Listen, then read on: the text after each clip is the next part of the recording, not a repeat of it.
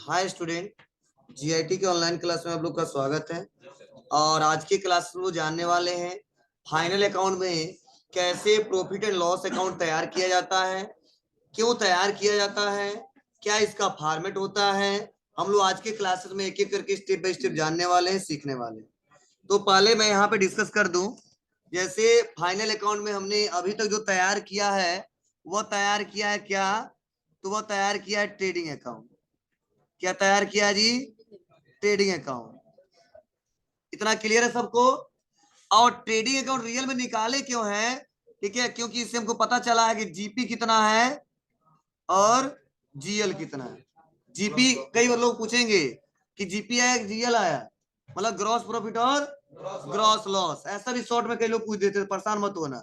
ठीक है, मतलब ट्रेडिंग अकाउंट निकालते हैं तो या तो ग्रॉस प्रॉफिट निकल के आता है या तो ग्रॉस लॉस निकल के आता है। क्लियर है? अब हमारा जो ट्रेडिंग अकाउंट बनता है, अब चाहे ग्रॉस प्रॉफिट हुआ हो चाहे ग्रॉस लॉस हुआ है, इन पैसे में से कोई एक ही होगा। ठीक है, एक फाइनेंशियल ईयर में उसी पैसे को हम ट्रांसफर करते हैं किसमें? पीएल अकाउंट में, मतलब प्रॉफिट एंड लॉस अकाउंट में। क्लियर है ना? तो जो प्रॉफिट एंड लॉस अकाउंट जो हमारा है, अब इसको तैयार कैसे करते हैं ये समझो। तो ये तो पैसा जाएगा, या तो ग्रॉस प्रॉफिट वाला जाएगा या तो ग्रॉस लॉस वाला जाएगा। अब इसको तैयार करने से फायदा क्या होता है प्रॉफिट एंड लॉस अकाउंट को? तो इसी से पता चलता है कि रियल में इस साल नेट प्रॉफिट कितने का हुआ है और नेट लॉस कितने का हुआ है। ठीक है, तो एनपी एनएल। ठीक है, तो ध्यान देना, इसी से पता चलता है, किससे? प्रॉफिट एंड लॉस अकाउंट से। लेकिन तैयार कैसे करते हैं, इसका फॉर्मेट क्या होता है, इसके लिए हम फॉर्मेट लिखवाए हैं नीचे, उसको एक एक करके समझा रहे हैं, समझना तभी आपको बेटर तरीके से समझ में आएगा। क्या बताया जा रहा है समझो। कहा जा रहा है कि यह एक ऐसा फाइनेंशियल स्टेटमेंट है जो किसी संस्था या कंपनी की व्यापारिक स्थिति का ज्ञान कराती है। यह स्टेटमेंट नेट प्रॉफिट या नेट लॉस के बारे में क्या देता है? इंफॉर्मेशन देती है, और सभी खर्चों जिसमें डिप्रिसिएशन तथा प्रोविजन भी शामिल है, इसे लगने के बाद कितना प्रॉफिट या कितना लॉस हुआ है, इस बात का ज्ञान भी प्रॉफिट एंड लॉस के द्वारा ही होता है। और प्रॉफिट एंड लॉस अकाउंट का फॉर्मेट निम्नलिखित होता है। ये थोड़ा समझने की कोशिश करो। मतलब जो हमारा पीएल अकाउंट है वह बिजनेस का एक फाइनेंशियल स्टेटमेंट है। ठीक है, मतलब बिजनेस के फाइनेंशियल स्टेटमेंट में ये बताया जाता है, यह हमारे व्यापार में ज्ञान होता है, हमको पता चलता है कि हमारा व्यापार कितने से इस साल नेट प्रॉफिट में गया और कितने से हमारा व्यापार नेट लॉस में गया। हाँ, इसमें डायरेक्ट एक्सपेंसेस को छोड़ के जितने एक्सपेंसेस जाएंगे, मतलब इनडायरेक्ट किया है, सबको किसमें रखेंगे? पीएल अकाउंट में रखेंगे। आप किसको किसको भी रखेंगे? डिप्रिसिएशन को भी और प्रोविजन को। मतलब डिप्रिसिएशन मतलब क्या होता है? मूल्यह्रास होता है कि अगर मान लो कोई हम कंप्यूटर खरीदते हैं 20,000 में, तो साल भर में डिप्रिसिएशन चार्ज लगता है 10%, 5%, तो बाई डिफॉल्ट माना जाता है 10%। ठीक है, तो डिप्रिसिएशन जो कट रहा है वो भी इसी में रिकॉर्ड करेंगे। इसमें क्या क्या रिकॉर्ड होता है पीएल अकाउंट में? इनकम और एक्सपेंस। तो जितने आपके व्यापार में इनडायरेक्ट एक्सपेंस है, डायरेक्ट को छोड़ के, उसके बाद जितने आपके इनकम है, सेल को, मतलब जो आय का स्रोत सेल को छोड़ के, सबको लेके आएंगे किसमें? पीएल अकाउंट में। और तब बैलेंस को मैच करेंगे। अगर इनकम साइड पैसा ज्यादा होता है तो हमारा व्यापार नेट प्रॉफिट में जाएगा, अगर एक्सपेंस साइड पैसा ज्यादा होता है तो हमारा व्यापार नेट लॉस में जाएगा। अब कैसे जाएगा, क्या फॉर्मेट है, तो देखो यहाँ पे बताया जा रहा है कि आप कैसे निकालोगे। तो नेट प्रॉफिट को निकालने के लिए सबसे पहले क्या करना पड़ेगा? ग्रॉस प्रॉफिट को जोड़ना पड़ेगा, किसमें? अदर इनकम में। अगर लॉस हुआ होता तो कहां जोड़ते? एक्सपेंस में। क्लियर है ना? यह बोला गया है कि नेट प्रॉफिट के लिए पहले ग्रॉस प्रॉफिट को और अदर इनकम को जोड़ लीजिए, उसके बाद से जितने आपके एक्सपेंसेस आते हैं सबको माइनस कर दीजिए, निकल के आ जाएगा क्या? Net profit. अब इसका फॉर्मेट क्या है? जब फॉर्मेट जिसको समझ में आ जाएगा वो क्वेश्चन कर लेगा, नहीं समझ में आएगा नहीं कर पाएगा। इतना समझ जाओ कि अगर हमारे व्यापार में ट्रेडिंग अकाउंट से ग्रॉस प्रॉफिट आया है तो किसमें लेके आएंगे? इनकम के साइड। अगर ग्रॉस लॉस हुआ है तो किस साइड लेके आएंगे? एक्सपेंस के साइड। तब बैलेंस मैच करेगा और तभी पता चलेगा नेट प्रॉफिट क्या है या नेट लॉस क्या है। तो चलिए, लेकिन एक बात और ध्यान देना, जो ग्रॉस प्रॉफिट है और जो ग्रॉस लॉस है उसको एडजस्टमेंट करने के बाद जो हमारा प्रॉफिट आएगा वो ट्रांसफर होगा किसमें? बैलेंस शीट में। किसके साथ? कैपिटल के साथ। याद है थ्योरी पढ़ाया था कि जब हमारा क्या होता है, लॉस होता है तो कैपिटल का हमारा बैलेंस घटता है और जब प्रॉफिट होता है तो कैपिटल का बैलेंस बढ़ जाता है। मान लो हम पिछले साल मैंने लगाया, इस साल लगाया 10 लाख और क्या इनकम हुआ, जो नेट प्रॉफिट हुआ वो 2 लाख, तो अगले साल का कैपिटल क्या हो जाएगा? 2 लाख। 10 लाख और 2 लाख 12 लाख हो जाएगा। ठीक है, फिर से अगले साल 3 लाख और कमाए तो 15 लाख हो गया। अब 10 लाख लगाए और 5 लाख का लॉस हो गया तो अगले साल का कैपिटल क्या होगा? 5 लाख होगा। ठीक है, तो यह पैसा फिर से कहां जाता है? बैलेंस शीट में जाएगा। कौन? या तो नेट प्रॉफिट होगा या तो नेट लॉस होगा। कैसे होगा? चलिए इसका फॉर्मेट पहले समझ लेते हैं। जो फॉर्मेट समझ लेगा वो कर लेगा, जो नहीं समझेगा आगे दिक्कत होगी। पहले समझिए, बताया गया है कि जब भी पीएल अकाउंट बनाएंगे तो क्या लिखेंगे? जी, profit and loss account for the year of ending, क्योंकि फाइनेंशियल ईयर के लास्ट में ये चेक किया जाता है। तो देखो ये बताया गया है कि अगर ट्रेडिंग अकाउंट बनाते समय लॉस हुआ है तो उसको लेफ्ट साइड लेके आएंगे, क्या लिखेंगे? To gross loss. क्लियर है? यहाँ बताया जा रहा है ट्रांसफर फ्रॉम ट्रेडिंग अकाउंट से हुआ है। फिर से अगर प्रॉफिट हुआ है तो किस साइड लेके आएंगे? Right side. क्या लिखेंगे? By gross profit. ये भी ट्रांसफर कहां से होता है? ट्रेडिंग अकाउंट से होता है। इतना क्लियर है? उसके बाद से ध्यान देना, हाँ सेम उल्टा है उसका। अब देखो क्या किया गया है। अब बताइए आपके व्यापार में सैलरी क्या है? एक्सपेंस है। बोलो। Rent, office lighting, insurance, printing stationery, मतलब इतने सारे एक्सपेंस, मतलब जितने आपके डायरेक्ट एक्सपेंसेस को छोड़ के जितने आपके एक्सपेंसेस आएंगे सब किधर रखेंगे? Left side. और जितने आपकी इनकम आएंगे सेल वाले को छोड़ के सबको किधर रखना है? Right side. बैलेंस मैच कराना है। जिधर ज्यादा आएगा, अगर इनकम साइड ज्यादा आएगा तो नेट प्रॉफिट होगा, अगर एक्सपेंस साइड ज्यादा होगा तो नेट लॉस होगा। चलिए, इसमें से कोई ऐसा नाम है जो आपको नहीं पता? पूछो, मैं बताऊंगा। आप बताइए। एक बात सुन लो, रेंट का मतलब पता चल रहा है ना आपको? नहीं, सबसे पहले देखो सैलरी सबको पता है कि हम सैलरी हमारे व्यापार के लिए एक्सपेंस है, जितने एम्प्लॉय उनका सैलरी देते हैं। रेंट, जिस बिल्डिंग में वो रहते हैं अपना बिजनेस चलाते हैं, रेंट देते हैं। ऑफिस लाइटिंग हीटिंग का खर्च है। क्लियर है? इंश्योरेंस, मान लो हमने बहुत सारे मेरे पास सामान है, ठीक है, तो हमने इंश्योरेंस कराया है, ठीक है, तो उसका एक्सपेंस करते हैं। प्रिंटिंग स्टेशनरी का, प्रिंटर रखा हूं उसका एक्सपेंस करता हूं। अभी ऐसा तो नहीं प्रिंटर एक बार खरीद लिया तो एक्सपेंस खत्म। हमेशा इंक मंगवाते हैं, कभी पेपर मंगवाते हैं, कभी खराब होता है, बहुत सारे एक्सपेंसेस होते हैं। तो ये बोला गया है। पोस्टेज का, कुछ पोस्टेज के थ्रू क्या करते हैं, मंगवाते हैं, उसका एक्सपेंसेस होता है या भेजते हैं। इंटरेस्ट पेड करते हैं, ब्याज देते भी हैं, ठीक है, वही एक्सपेंस करते हैं। डिस्काउंट अलाउ, हाँ बेचते समय, हाँ पैसा रिसीव करते समय डिस्काउंट अलाउ करते हैं। बैड डेब्ट बताया था ना, दुगत राशि, ठीक है। रिपेयर मेंटेनेंस, कुछ मान लो बेंच में बैठे हो, ठीक है, टूट गया तो किसी कारपेंटर को बुलवाया, कुछ एक्सपेंस किया, ठीक है, तो वो हमारे रिपेयर मेंटेनेंस का हो गया। डिप्रिसिएशन हर साल घटता है, ठीक है, एसेट्स पे, ठीक है, वो भी हमारे व्यापार के लिए एक्सपेंस होता है। कमीशन किसी को दे दिया, वो भी हमारे व्यापार के लिए एक्सपेंस है, ठीक है। कैरीज आउटवर्ड, हमने भाड़ा दे दिया, वो भी हमारे व्यापार के लिए क्या एक प्रकार का एक्सपेंस है। Travel expense.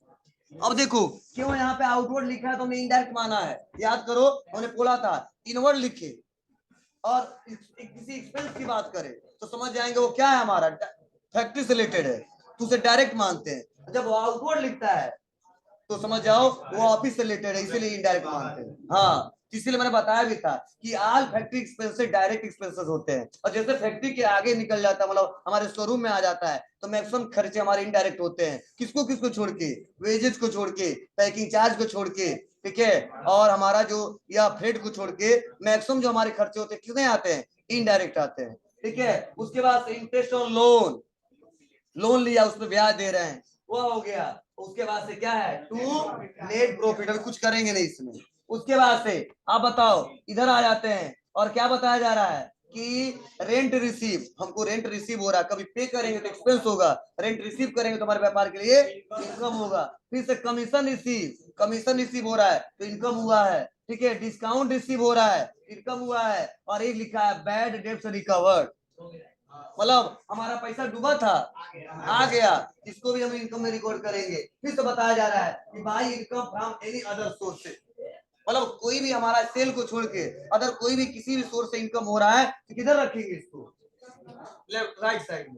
और डायरेक्ट को छोड़ के किधर रखेंगे, एक्सपेंसेस में लेफ्ट साइड में। अब दोनों का बैलेंस जोड़ेंगे। अब देखिए यहाँ पे लिखा है क्या नीचे, by net loss transfer to capital account, फिर से लिखा है to net profit transfer to capital account. अब लॉस हो तो भी ट्रांसफर करेंगे, प्रॉफिट हो तो भी ट्रांसफर करेंगे। लेकिन प्रॉफिट होगा तो कैपिटल में पैसा जोड़ देंगे, लेकिन लॉस होगा तो कैपिटल से माइनस कर देंगे। हाँ कुछ पूछ रहे थे।